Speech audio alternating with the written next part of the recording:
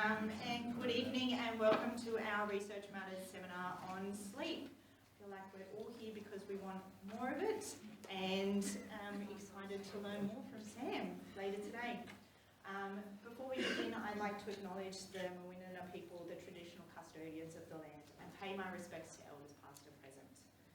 For those of you who I didn't get a chance to speak with before, I'm Steph Furler, the CEO of the Royal Hobart Hospital Research Foundation. So at the Foundation, we fund a range of innovative medical research projects, like the stuff that Sam's working on, but we also support things like heart research, cancer research, dementia, a broad range of things, but the primary goal of our research is to help improve the health outcomes of people in Tasmania. So we're really committed to improving the lives of people in our community, and that means all of you and everyone that we know. So tonight, as many of you already know, we're joined by Sam Bramich, who's going to share the insights into the latest sleep-based research happening here in Tasmania. Sam's a sleep scientist at the Launceston General Hospital, and yes, she did drive all the way down here from Launceston today to be with us. So thanks, Sam. She's also a PhD candidate at the Wicking Dementia Research and Education Centre. Sam's work investigates isolated REM sleep behaviour disorder, RBD, and I know a couple of people in the audience have the condition, so it's really interesting. And it's a sleep disorder that's been linked to the development of Parkinson's disease and dementia with human bodies. Sam's received several successful foundation grants to fund her research, and I am very excited to hear her speak tonight. Leading the conversation tonight with Sam is the much-loved local media personality, Jane Longhurst. So, Jane's a pro, and I'm sure she'll ask all the right questions. But before we kickstart this conversation, I'd like to acknowledge our event sponsor for tonight, Huon. Huon's made tonight possible. I'm sure we've all heard over the years that there is a connection between what we eat and our brain health and sleep. So things like Mediterranean diets full of fish and omega-3s really are encouraged and help us make the most of our health. So it's a perfect partnership. And before we begin tonight's discussion, I'm going to pass over to Robbie Casbolt from Huon just to say a few words, and then we can keep on. Thank you. Thanks. Thank you very much for that. So I guess to reiterate the commitment to the community and everything, Huon, we actually sponsor about 100 different community organisations, groups throughout the year, just to ensure that we're giving back to the communities in which we operate. We're very proud to be here and to be part of the Royal Hobart Hospital Foundation, Research Foundation, and as sponsors, and especially to be back here with Sam's work, which we actually did. We actually did sponsor that as well earlier in the year as one of the projects, which was put together by the Research Foundation, and really did have that link between brain health and what you do eat. As I mentioned, we are incredibly proud, but by partnering with someone like the Royal Hobart Hospital Research Foundation, we do allow them to do some of their major events throughout the year, like if anyone was at the Easter egg hunt or the International Women's Day breakfast. It's the events like these that really do give back to the community, which is great. But basically, I guess beyond this, we are very proud to be here and to support the excellent research of Sam and what she's been doing. So she's the reason we're all really here, and I'll pass it back over to Steph to get this underway. But for those of you who do enjoy salmon, I'll have a few little goodie bags for you out as you leave, and feel free to take one. So thank you guys. Thanks, Robbie.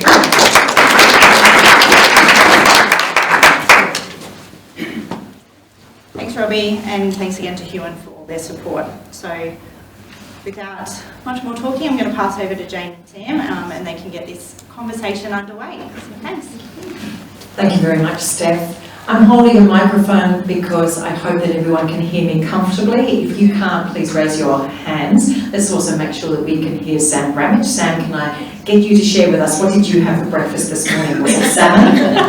It wasn't today, unfortunately. It was a smoothie, but tomorrow, if I get some free salmon, I'll put that on hay. Well, good evening and welcome, everybody. Bravo to you for your commitment for coming out this evening to join us for this hour. We're here till just before 7 o'clock, and so we're going to find lots of, no doubt, fascinating facts. I've just been chatting with Sam about how little we still know about the nature of sleep, dreaming, and indeed the brain. So I can't wait to be with you. I've got my pen poised. I'm going to be writing down all sorts of notes. I think when I left, my husband wished me well and said, ask her about sleep apnea, which I thought was a leading question, personally. So let's jump into it. Sam, can I begin by asking, and of course I'm sure you've anticipated this question already, because I see a little bit of variation in the number of hours that is recommended for optimum health and functioning. What's the latest? You tell us. Yeah, so there is always, I think, that in the media. People want to know how many hours sleep do I need. And there are recommendations. It's come from a lot of research, and they say between 7 and 8 hours is really ideal, because that way you're getting all of your different stages of sleep overnight and ensuring that you've gone into each one so you can get the best quality sleep. But in saying that, it is different for everyone. So some people don't need 7 and 8 hours. They will be okay with maybe 4 or 5. Other people might need a little bit more, say 9 or 10. So it really is quite individual, but for the majority of people, we do recommend between 7 and 8. But I think the best way to tell whether you're having enough sleep is how you feel when you wake up in the morning. So if you still feel really tired and drowsy, it's probably an indicator that you might not be getting enough. So the next night, try and get a bit more and see how you feel the next day. So I think that's the best way to tell if you've had enough or not. Does it work like that? So for example, if I have a cracking night out on a Friday and I don't get to bed till 2 a.m, can I say to myself, oh, that doesn't matter, I'll go to bed earlier the next night? Does it work like that? So that's catch-up sleep, and it works a little bit. So some people do that, during the work week. They'll go to bed very, very late, get up very early because of work commitments and whatnot, and then sleep in on the weekend. And so the research does show that that does catch you up a little bit, getting the extra sleep on the weekend. But if you add that up over the year, you can never quite catch up to what you've missed. So you're always lacking a little bit because you've gone 5 days without enough, and that 2 days on the weekend doesn't quite bring it back up. So we do recommend, most days of the week, try to go to bed and wake up at about the same time of day. But occasionally having a late night here or there isn't going to have too much of an impact if the rest of your sleep is relatively consistent. And stable. Yeah. I should also mention too, I'll make sure I allow a good sort of 10 minutes at the end of our seminar for questions from you. So I promise you will get a chance to ask Sam specific questions as well. So hold on to those if you can for now. So I'm guessing, life is variable for all of us. It's irregular. For many of us it can be very busy, and other times not so very much. Can you perhaps share with us some kind of common sleep conditions that people in the audience, I think, will be able to resonate with? Yeah, definitely. So actually the most common sleep disorder that people experience is insomnia. So that's the most prevalent. A lot of people experience that long term. Other people might have it intermittently throughout life, depending on certain situations. And insomnia can actually, it comes in two sort of groups. There's either difficulty falling asleep or difficulty staying asleep overnight. So lots of people do experience that, and actually I think it's about 80% of people will experience it at some point through their life, because stressful events and things like that can really exacerbate that.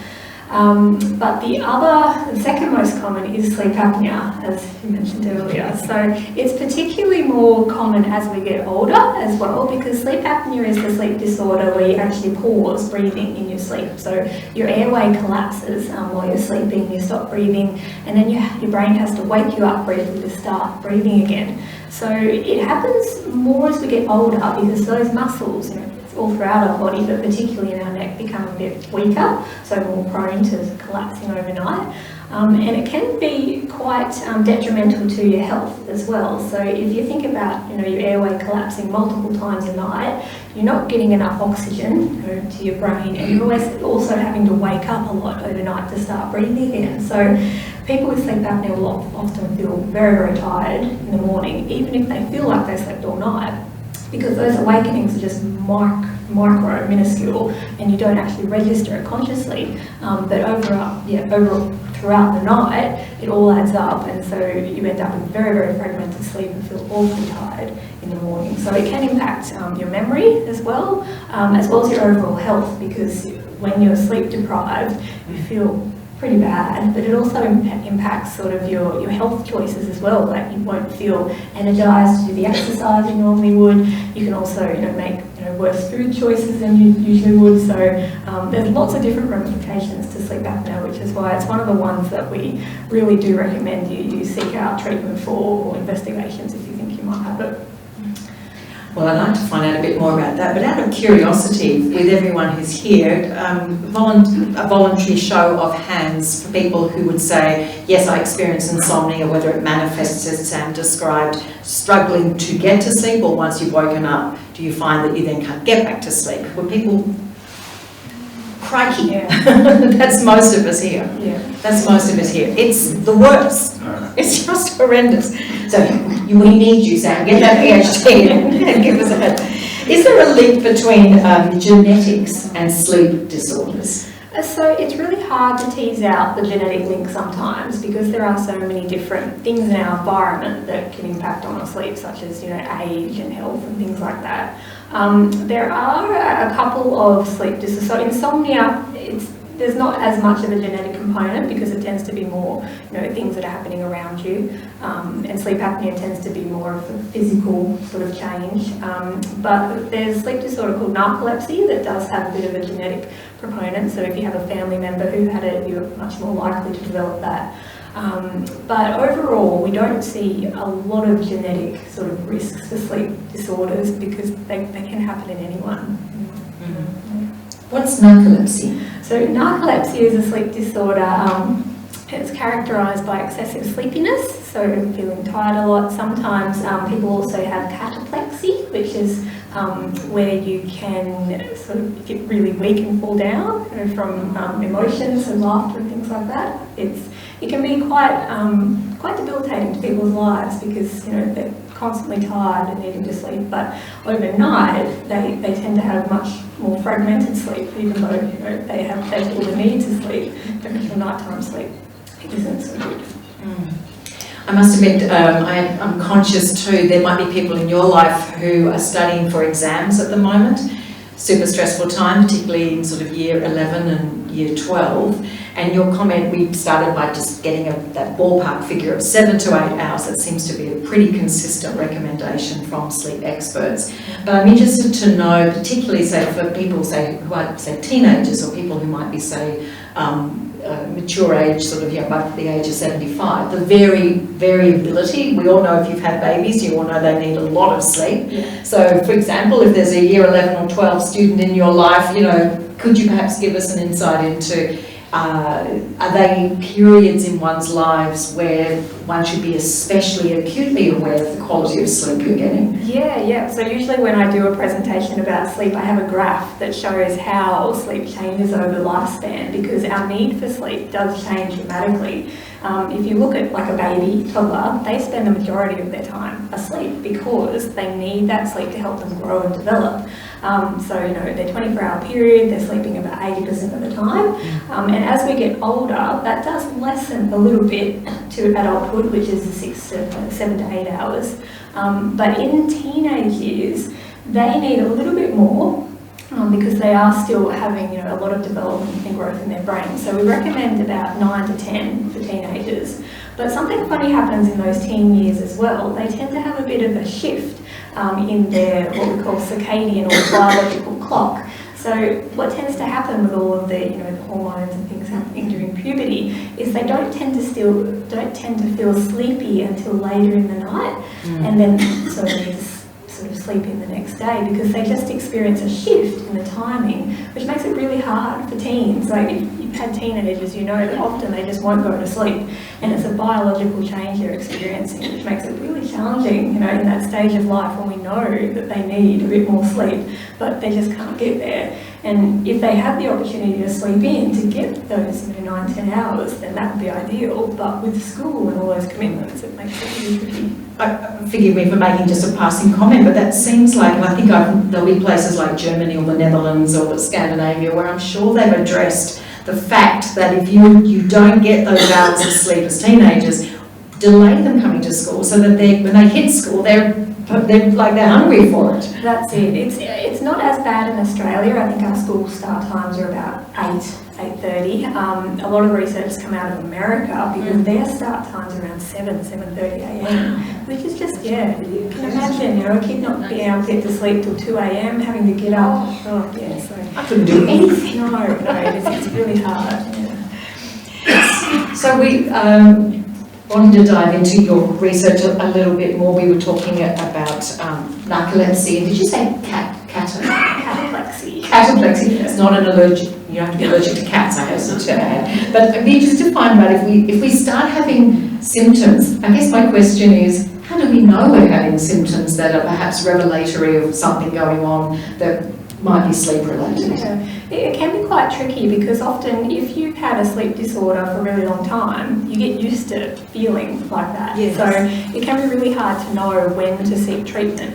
One of the things that really helps is if you do have a bed partner who's able to point out that, oh, you're snoring a lot more lately, or you're moving a lot more in your sleep, then that can be a big help. But if you don't have anyone to tell you, then it's very much based on how you feel. So if you start to feel, like a lot more tired than you usually were, or you wake up, with headaches or dry mouth or racing heart, then that could be an indicator that there's something going on in your sleep that shouldn't be, because you should wake up feeling, calm and refreshed if you've had, a really good quality sleep overnight.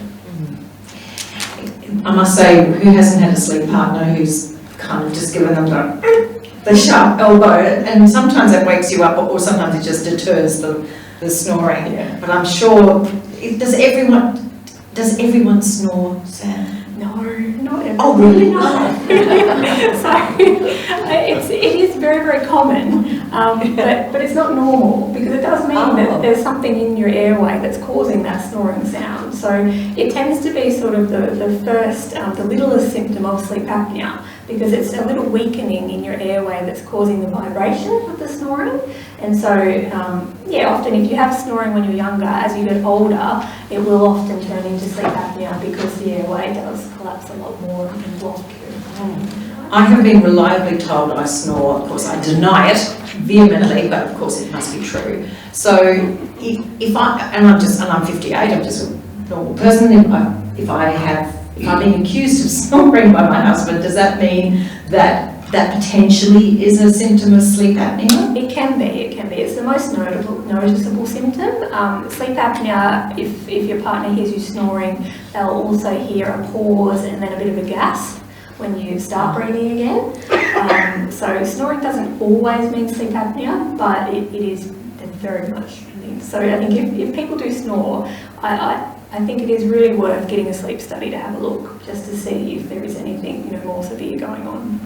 Well, I'm glad you brought up the sleep study, because I believe at the Launceston General Hospital, do you have the capacity to offer sleep studies at the LGH? Yes, so at the LGH, we only do paediatric sleep studies. So we do them, from babies all the way up to teens. In Launceston, we're a little bit unlucky because we don't actually have an adult lab to do sleep studies, but we do a lot of home sleep studies these days, which is actually a lot more comfortable because you can sleep in your own bed rather than in the hospital.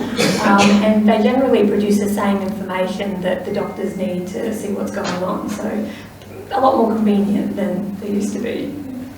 That's so interesting, because I'm sure you probably know people too who have done a sleep study, and is that where they sort of wear, wires coming out of their brain, and the last thing you feel like you're going to do is actually have a good night's sleep? But if you're doing it in your own bed, then the chances of you actually probably falling asleep are better, I would imagine. Definitely, yeah. So it does involve a lot of sticky electrode dots and wires everywhere. So we put them on the head so that we can measure the brain waves, and that tells us what stages of sleep, so whether you're in light sleep, deep sleep and dreaming sleep. And then we put a lot of other sensors sort of on the legs and the body and the face, and they measure all of your breathing movements overnight, as well as your oxygen in your blood. So we measure pretty much everything that your body does while you're asleep in order to figure out what's going on. But the research does show that people, do have better quality sleep if they have it at home, because if you're in a lab or a hospital, you're in a different bed, different environment, you're never going to get as good a night's sleep. So the home-based sleep studies are really good for detecting sleep disorders. And these days, are you able to, the results of an overnight sleep with all the electrodes and so on, can that be sent through to the LGH wirelessly?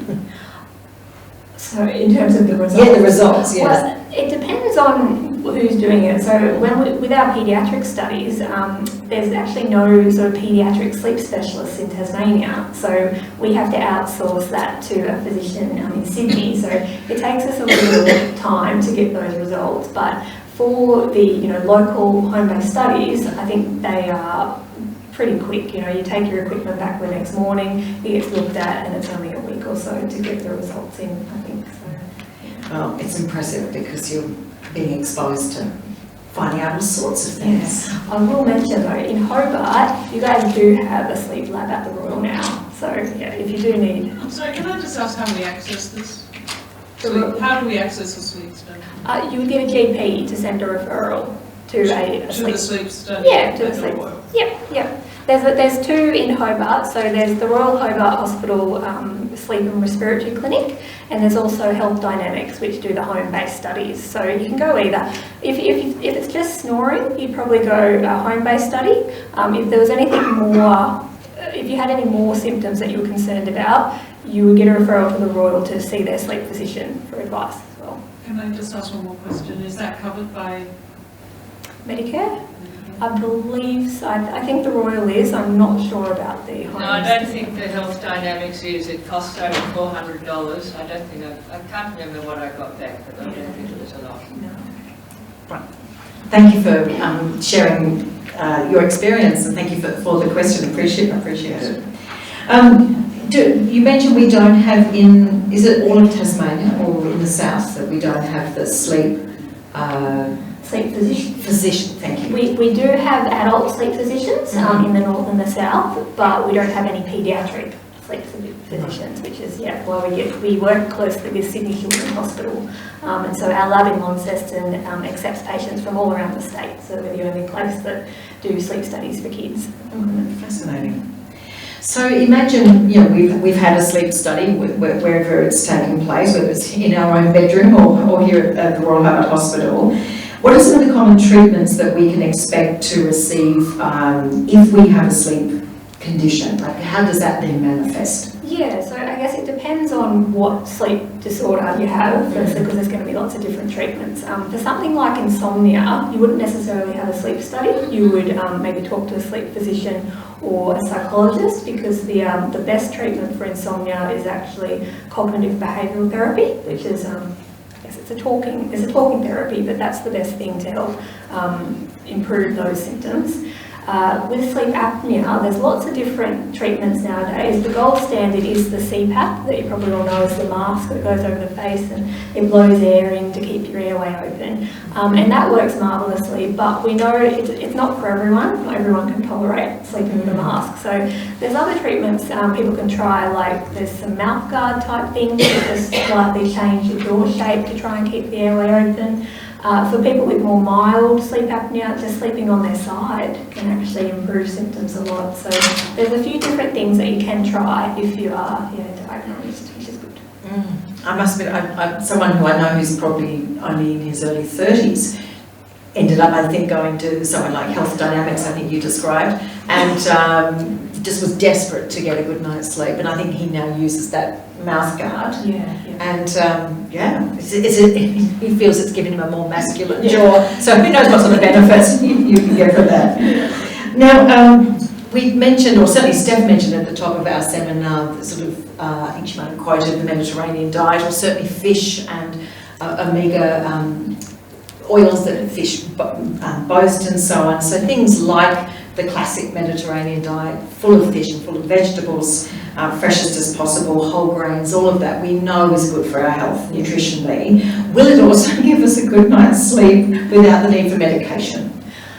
It can definitely help. You know, all of those good lifestyle strategies are going to make your body healthier, so that you do have, you know, a better night's sleep. So if you're eating a healthy diet, hopefully, because one of the big things that also contributes to sleep apnea is excess body weight. So sometimes if you have a little bit more, that puts more pressure on the airway. So one of the biggest things that we recommend is exercise, because not only is that good for your overall health, but it also helps you sleep better. So, you know, if you've done at least 30 minutes of exercise, you're more likely to have a better full night's sleep than if you haven't done much during the day. So. And would a walk around the neighbourhood constitute that sort of exercise, or does it have to have an elevated heart rate? For sleep, it's any type of exercise. So walking is one of the best. It gets your whole body moving. If you're thinking of more sort of cognitive improvements, then they do recommend a sort of short, intense period of exercise. I think like 10 to 20 minutes of, you know, where you get your heart rate pumping is actually really great for your memory and your brain, because it gets all the blood pumping up there. So, but for sleep, any type of exercise that you enjoy. Indeed. And I'm sure that there will be people in this room who are guilty, and I'll be the first to put my hand in the air, where before the last thing that you do before you go to bed is you may look at your phone. I know that's not good advice, but hands up if you do. A glance at the phone, it's by your bedside. I'm just going to check. I'm just going to one more words with friends, see if I can get that 6-letter word, etc., etc. I know that's not good. Why is it not good? Yeah. So there's been, I think, a lot of news about the blue light that comes from your phones or devices. But the new evidence actually suggests that it's not so much the blue light. So just like looking at your phone, say you've got a tablet that you read on or a Kindle, doesn't impact your sleep, really. It's what you do on the phone, so it's the activity. So if you're on your phone and your tablet playing a really engaging game of some sort, that is much more likely to impact your ability to fall asleep rather than just the light and the phone. So that's, something new that has recently. Is that because a game is mentally more stimulating? That's it, yeah, it's exciting your brain, which is not what you want when you're ready to go to sleep. You kind of want to do something that's calming and is going to sort of signal to your brain that this is, you know, the thing I do before bed. It's nice and calming, it's making me feel relaxed and much more likely to be able to get to sleep a lot easier. As a researcher, I'm fascinated to learn more about your particular focus on REM. Do you say REM or REM? REM sleep behaviour disorder. Can you tell us a little bit about this and what you're hoping to find out in your work? Yeah, definitely. So we've been really lucky to have the support of the Royal Hospital, Hobart Hospital Research Foundation to start this research and also continue for the last couple of years, because REM sleep behaviour disorder, we don't know a lot about it. We think that it occurs in maybe about 2% of people over the age of 50, but there's never been any sort of prevalence studies done in Australia. So we are trying to figure out who has it, because what happens in this sleep disorder is people actually act out their dreams. Usually when we're in REM sleep, our rapid eye movement, that's our main dreaming stage of sleep, usually our muscles are completely relaxed so we don't move. But what happens in this disorder is the signal doesn't get from the brain to the limbs, so people actually end up acting out whatever they're dreaming. And the dreams can be quite very vivid, but also can be very active, like there's been a lot of fighting, kicking, punching. So you can imagine, you know, if you're sleeping with someone with that disorder, it can be a bit scary for both people, not knowing what's going to happen during the night. So what we're trying to do is figure out, you know, firstly, who has it in Tasmania, but also we know that there is a bit of a risk for people who have this disorder later in life, because many people will go on to develop Parkinson's or dementia with Lewy bodies. So we don't quite know why or how this happens. So what we're wanting to do is, you know, find people who have the disorder and do a few more research things to figure out whether there's other symptoms that come along with certain people that can explain what's going on and why they're developing these other brain diseases. And are you finding the Tasmanian community are eager to put up their hands as well? Yeah, so lucky. We're so lucky. When we first started in 2022, we sent out questionnaires to everyone in the Island Project, which you might have heard of, as well as the community. And we had nearly 3,000 people fill out our online questionnaires, which is amazing. So through that, we have started doing, we've done some smell testing for people. We've done some actigraphy watch wearing, which tells us about their 24-hour activity patterns. And we're also doing home-based sleep studies, which is really the only way to diagnose REM sleep behaviour disorder. So yeah, we're really lucky that people have been so willing, to give us their time, because sleep studies, they're not that much fun. You do have to sleep with things stuck everywhere, but everyone's been so good and so willing to give us their time, which is fantastic. Well, go us. We're good like that in Tasmania. We're excellent. Tell me about the smell test. Yeah, so one of the earliest symptoms of Parkinson's disease is smell loss. And we have found that, previous research has found that some people who have REM sleep behaviour disorder and smell loss, they might sort of transition to Parkinson's disease more quickly than other people, but we don't really know. So we're trying to, we're doing smell testing to figure out who has it, who doesn't, and we're actually hoping to do a bit more of that to sort of monitor changes over the years as well, to see how fast people are losing their sense of smell over time. I hope people don't mind if I ask another question about smell tests. How do you actually capture, how do you measure that? Yeah, so we've got scratch and sniff cards. Has anybody done those in the research? Yeah. So you just scratch a little pane, you smell it, and then you tick which option you think it is. So 4 options. And so I think there's 40 smells altogether, and it's been thoroughly researched, and depending on how many of those correct indicates, level of smell loss. Right, fascinating. That's great.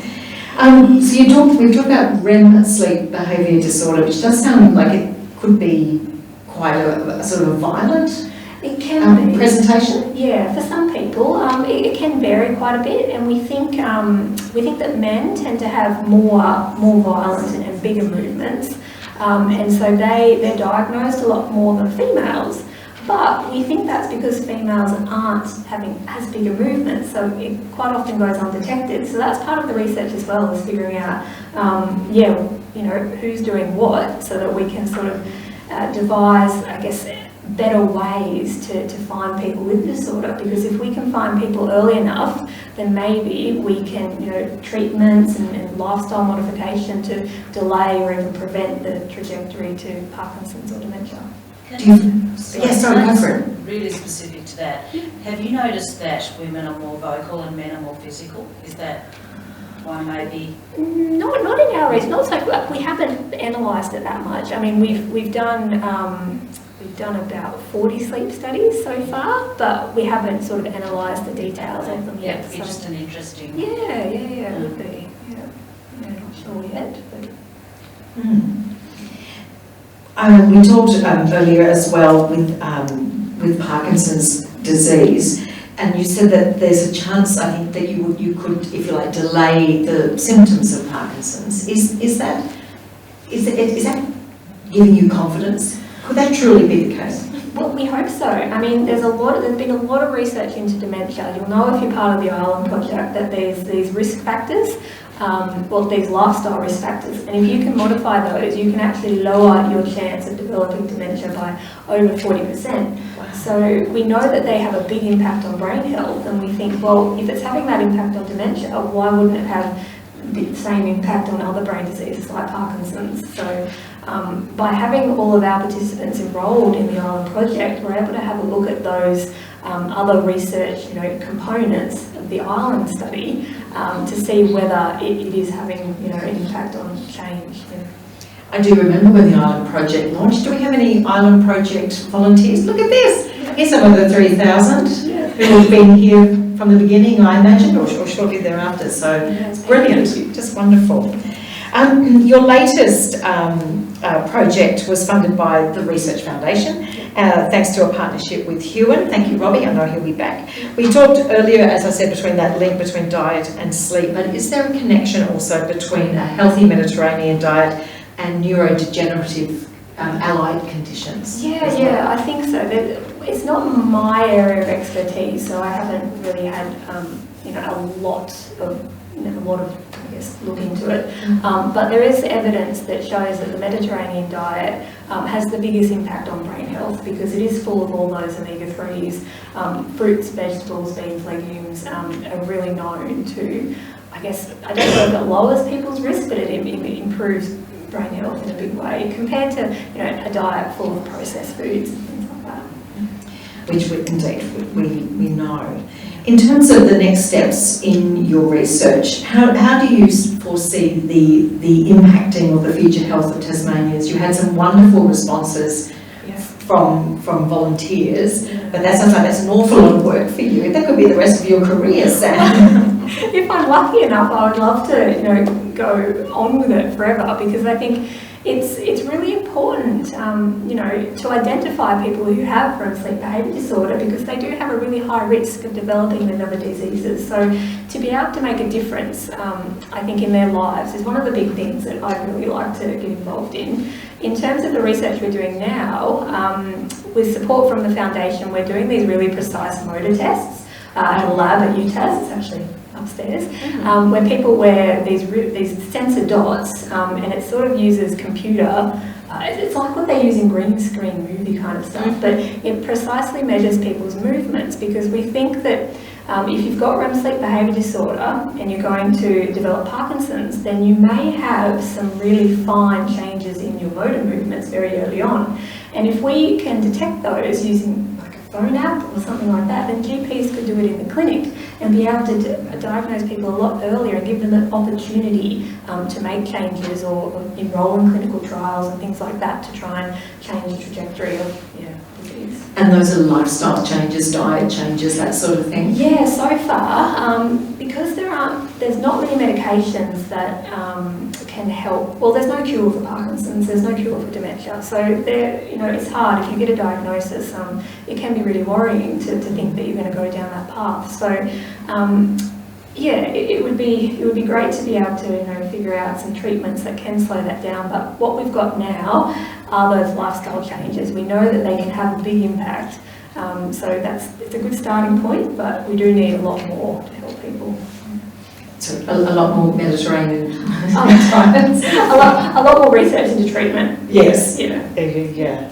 Look, we're doing exceptionally well for time, but I'm sure that there's going to be some very specific questions, and what a good opportunity to have a chat with Sam Bramich. So let's take a question. Thank you. Immediately up the back. Can you possibly get to REM sleep after being diagnosed with Parkinson's? Yeah, great question. Yeah, definitely. So the one we're looking at is called isolated REM sleep behaviour disorder, and that comes before any other sort of diseases have been diagnosed. But people with Parkinson's, once they've been diagnosed, about 60% of people will develop REM sleep behaviour disorder. So there's a big link, between the two. Gosh, that's staggering.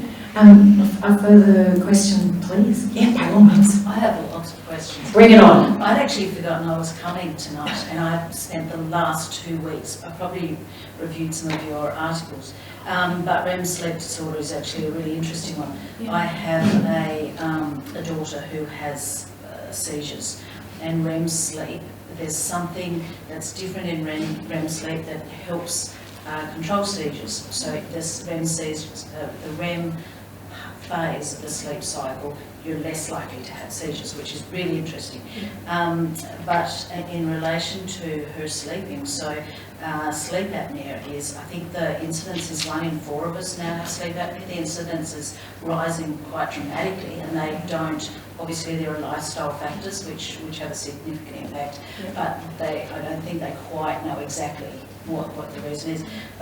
But I have been really analysing my daughter's seizures lately and what happened. So last night I was actually watching the security footage from the bedroom. She was with a support worker, and Alice, and I've been saying, we really need to get Alice lying on her side. We need to manage the postnasal drip because she has reflux as well, which exacerbates the sleep apnea.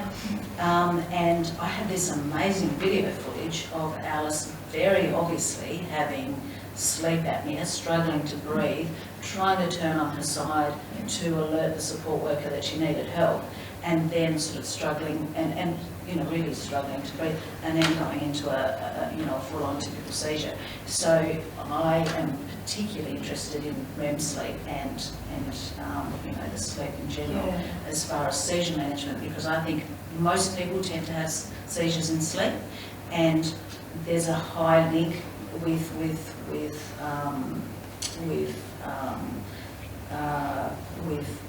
sleep apnea and seizures. Also seizures, you're more likely to have nightmares and other sleep issues because just of the complexity of the condition. So I think if we could look more into sleep and managing sleep apnea and things as a treatment, a preventative treatment for seizures, that's actually a really important topic. I've just checked, did people hear the question or the statement? So this lady's daughter suffers from seizures, but it seems to be less prevalent during the REM phase of sleep. Have I interpreted that correctly? REM sleep, you're less likely to have a seizure during REM sleep. So you're less likely to have a seizure during REM sleep. With so many people having sleep apnea, I think the sleep apnea often triggers the seizure because they panic, they can't breathe, they may have a nightmare about suffocating, and then it starts escalates to triggers the seizure. Sam, let's hear your response. Yeah, so with sleep apnea, because it does fragment those sleep stages a lot overnight, what happens is that, you know, you might go into a deep sleep, then you have an apnea, wake up, so then you go back into a light sleep, apnea, wake up. So it changes, it changes the overall architecture, we say, of sleep, because usually when we sleep, we go light sleep, deep sleep, REM sleep, light sleep, deep sleep, REM sleep, and it cycles throughout the night. But when you've got sleep apnea, it messes it all up because you're waking up multiple times a night. I will say with kids, so we talk a lot about sleep apnea being a lifestyle thing as people get older, excess weight and things like that. With children, it tends not to be that sort of problem. 18, so it's but she is genetically larger because she doesn't have as much ability to exercise. So she's an adult. Really. Yeah, that's it. Yeah, with kids, we do see a lot of children with sleep apnea, and it tends to be more tonsils and adenoids enlarged, so they get referred to ENTs and have them removed, which resolves a lot of the problems for kids. So one way to look at it is its quality versus quantity. You know, you might get 12 hours sleep, but if you don't have quality sleep, then it's and that's what happens with sleep apnea, because you're sleeping more to try and make up for all those, you know, wakeful periods overnight, but overall you're not getting a good night's sleep, so you do feel awful in the morning, and it's just a cycle. Thank you for your question. I'm sure there'll be a chance to find out some more. I'll take a question up here and then I'll come to the lady here. Oh, I'm so sorry, you've been waiting too. Thank you. I'm a recipient of the UPPP surgery for sleep apnea. It was life-changing. But my question is about the sensation of falling or dropping. Is that common, and what causes it, please? Yeah, so when you're drifting off to sleep. It's very, very common. They're called hypnic jerks. And so what happens as we're falling from wakefulness into light sleep, as I mentioned, when we go into sleep, our muscles relax. So the brain sends a signal to the muscles to relax. And it's kind of just the transition from wakefulness to sleep sometimes results in this little jerk movement where you feel like maybe you've missed a step or fallen. And so we don't know exactly why it happens, but it is very common, and it doesn't mean that you have a sleep disorder or anything like that. So very normal to experience that. Well done on the surgery. I'm glad that was a success. And we talk about falling asleep. Is that why? Well, maybe that's where the term comes from. I don't know. Maybe I'll take the question up here and the question there, and then we'll come to you. Thank you. I was just going to say, if you have sleep apnea and you do have those twitches, that would be related to the sleep apnea, where you said it's not necessarily related. But if you have the sleep apnea, like my husband, twitches constantly all night. Even with the CPAP machine, the problem I have is not the CPAP unless it comes off and he snores. It's the twitching. He just constantly cannot stop twitching. And he's tried everything. So I didn't mention, but there's another sleep disorder that is quite common as you get older as well, called periodic movement disorder. And that is where your legs or arms do just twitch a lot overnight. It can be related to restless leg syndrome, which is what you often feel in the evening. Some people will have this feeling of needing to move the legs or sort of vibration in the leg, and so that can be related to these nighttime movements that happen as well, that are a lot more common as we get older. We think it's just due to the aging brain, just disrupting things. But there are some treatments that doctors can prescribe that do help with I those. think he's just started on a Parkinson's Yeah. drug. Yeah. What's that called again? Periodic limb movement disorder. Okay, thank you. Good luck. Thank you. Thank you. I'm Your leaving question. out otherwise.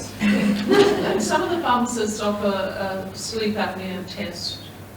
Yeah. Do you know anything about those? Yeah. So sleep studies come in different levels. So the gold standard is level 4, which is when you go to a lab and have every single wire attached to measure every single thing. Level 3 a bit less, level 2 a bit less, level 1 really nothing. I don't know which level pharmacists do. I think it's a level 1 or 2.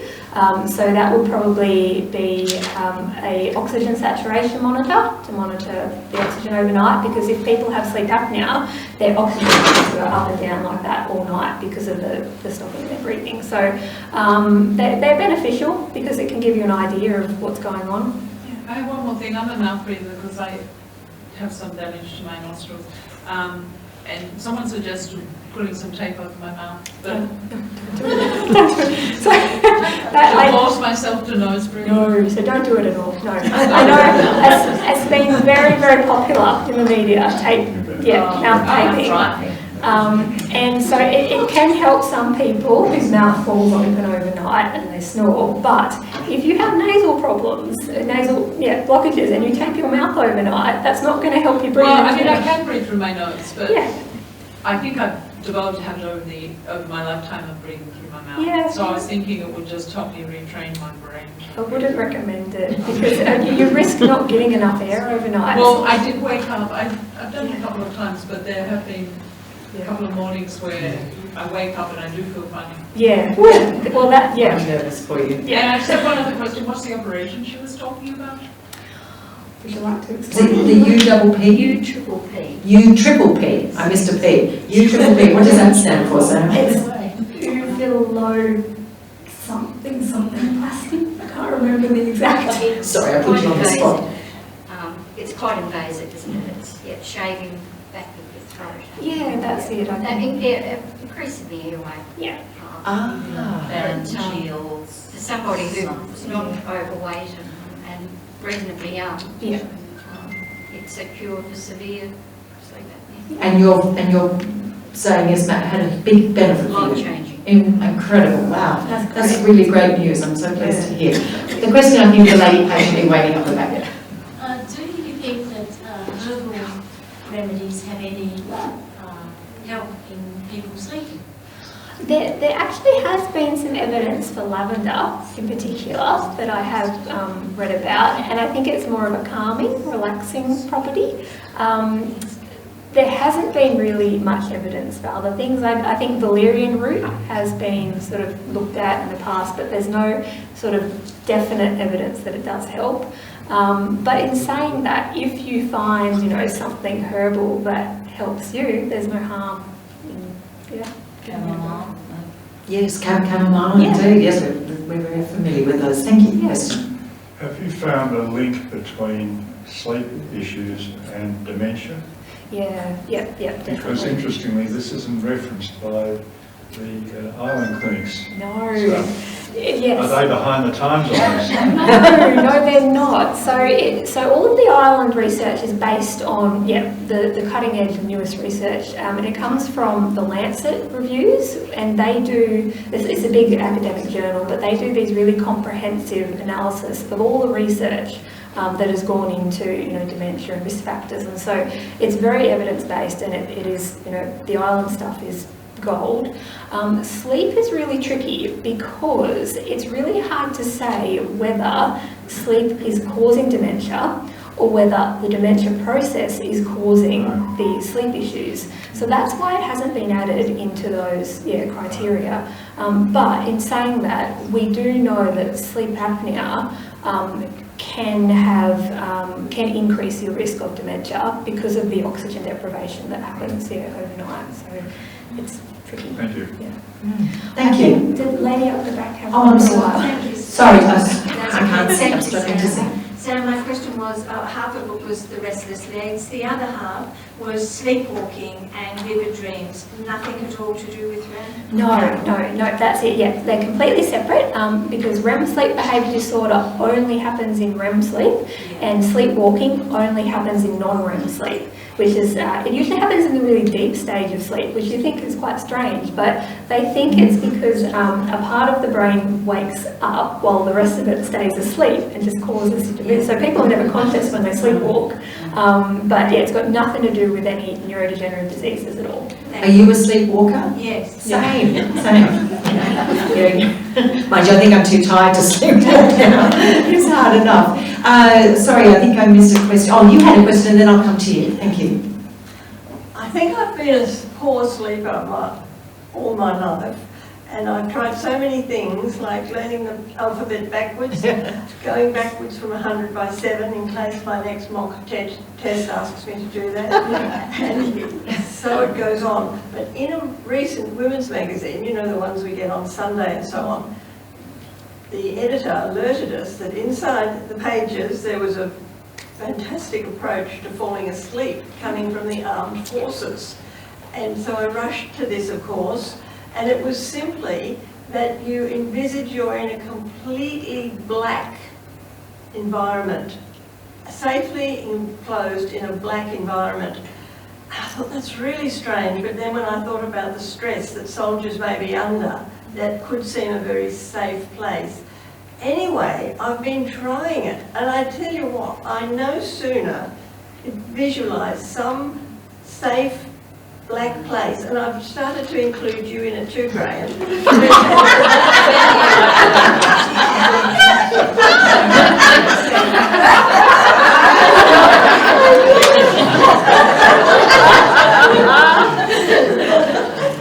Is Graham also in the safe black place? We do snuggle up at night, and it's lovely, and I still can't sleep while he's snoring, and his apnea and all his problems. But anyway, you know what? It actually works. I can't believe it. It's so simple. Now, do you know anything about that? Well, I think so. Insomnia, you know, cognitive behavioural therapy is really effective for insomnia because it can be a pattern of overthinking that keeps the brain awake overnight. So a strategy like that, I can see how it would help because you're kind of blocking everything else out and you're focusing on one thing, and that's allowing your brain to calm down and be able to fall asleep. So I think it makes sense that it helps, and a lot of the other strategies that psychologists recommend are very similar. It's about, you know, trying not to think about all the stressful things that, you know, kind of keep you awake, along with other things. But no, I think that makes perfect sense to, yeah. So I'm glad that it's helping. That's great. Yeah. I'll give that a try. So you just talk to yourself and say, I'm in a dark, safe space. No, I haven't actually tried that. I visualise it. You visualise it? Yes. Okay. And I'm not next to you. It's just I haven't told you yet. Thank you. I can see. I'll promise this person, and then I'll come to you. Thank you. Your question. My question relates to napping. Good question. Detrimental to good night's sleep? No, it's great. I highly recommend napping. Because so if you've had a bad night's sleep, you don't have a diagnosed sleep disorder, but if you have had a bad night's sleep, there's no harm in having a nap, because having a nap can give you a boost of energy to get through the day. But we do have two recommendations. Either keep it to 20 minutes, which will give you, you know, that brief burst, or go for about 90 minutes, and that will give you a full sleep cycle, so you wake up feeling refreshed. Because if you sort of maybe go 40 minutes, an hour, you risk waking up in the midst of a sleep cycle and you could feel a lot more groggy. And we hate that feeling. It's awful, isn't it, when you wake up like that? Yeah. So, and can I also add to that nap question, does it matter where in the daylight hours when in the daylight hours you're napping? Yeah, definitely. So try to do it before late afternoon, because if you're having a nap later afternoon, then you're more likely to impact your ability to fall asleep at night. Later. Yeah, exactly. So midday early. Not off watching the news quite often. What was the weather for tomorrow? Yeah. Too late. So yeah, that might be a little bit late. But if you're falling asleep in front of the TV and then hopping off to bed and falling asleep fine, then it's all individual. It is indeed. Thank you for your question. My question is, I don't have any trouble falling asleep, but it's staying asleep. It's usually 2 or 3 a.m. and I probably have to get up to go to the bathroom. I get back to bed and I might be awake for 2 hours time, and I'm resisting looking at the phone. I no, don't do that, and I can be successful there now. But should I just give it a period of time, let it get up? Yes. What's recommended? Yeah, definitely. So that can happen, and we do all wake up overnight, so it's very normal to wake up a couple of times overnight. It's when, that happens and you wake up and can't get back to sleep, really frustrating. The worst thing you can do is just lay there for hours trying to get to sleep. So we usually say if you haven't been able to get back to sleep in about 20 minutes, then get out of bed and do something calming. So not like a game that's going to excite your brain too much, maybe like some reading or just something in a dim light to try and help you feel sleepy enough to go back to bed. Because I know it can be a real challenge sometimes to fall asleep, but try not to just lay there, because what you don't want to do is associate bed with stress. And sometimes you do that if you're trying so hard to get to sleep and you just can't. Then when you go to bed, you remember that and think, oh no, I've got to try and fall asleep again. And so you want to remove that from bed, because you want bed to be the best place to sleep. So you only want to have sort of good, annotations with bed. So that's try not to. Good luck on that one. I hear you. Yeah. And I was going to ask as well the role of temperature in bedrooms, and some people can't sleep without a goose down doon, and other people are desperate only for a cotton sheet, etc. What's the latest thinking around sort of the climatic conditions? Well, the research has shown there is an ideal temperature, which is 19 degrees, but it does differ. Everybody's different. So some people do have a slightly higher body temperature, some people have slightly lower, and our whole body temperature does change overnight, and that's what sort of it's part of our biological clock. So you don't want it too hot, you don't want it too cold. You want something that's comfortable for you. Yes, indeed. Thank you for your question, and we'll be wrapping up shortly. I'm a teacher, and I read an article recently that said a number of kids are being misdiagnosed with ADD, ADHD, when they should be being diagnosed with sleep apnea. So it is really tricky, because kids who have sleep apnea, they don't typically present feeling really sleepy. They tend to go the other direction and get really hyperactive when they're overtired. So it has been a big issue, I think, in the past, but I don't know if doctors are more aware of it these days. I hope they are, with more, research and more media interest in sleep. But it can be hard to tease it out. But we do know that, kids with sleep apnea, they do have a lot more hyperactivity and inattention due to that, that fragmented sleep overnight. So is that like a big issue that you're aware of, or that you think there is awareness of in Tasmania? I think there's more awareness of it in the paediatricians, at least that I work with. But I guess, within the general practitioners don't often know about, certain sleep disorders and what impact they have, because they don't get a lot of training on sleep, GPs. I've heard they get maybe 1 or 2 hours in their whole training. So it's really hard, when people present, and that's why a lot of people with insomnia will be given, pills to treat that, but we know that doesn't help in the long term. So, and cognitive behavioural therapy is really the best treatment.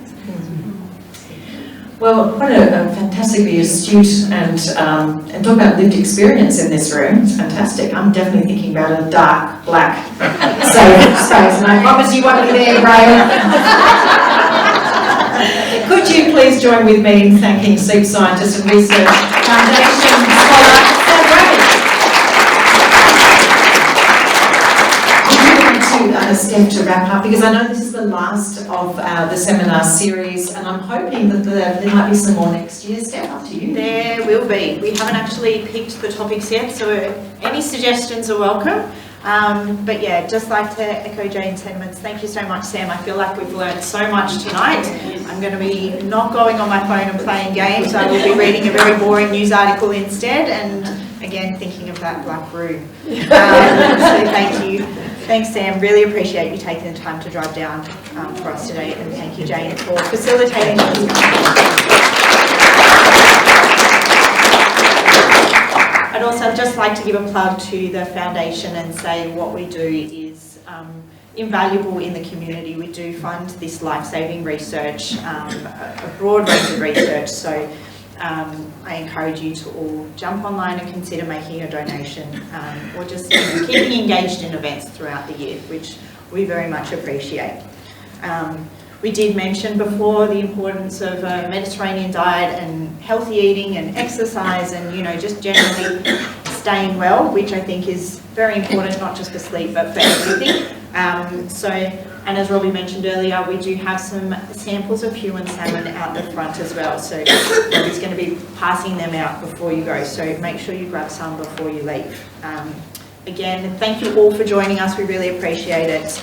And I hope you all get home very safely. Thank you. And have a good night's sleep.